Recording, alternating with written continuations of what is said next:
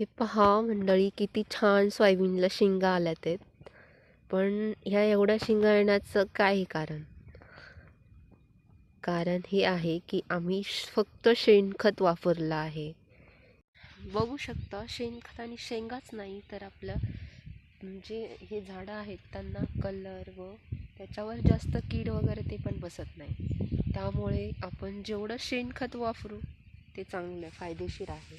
हे बघा, त्या झाडाला पण किती छान शेंगा आलेल्या आहेत. बघू शकता, मस्त शेंगा लागलेल्या आहेत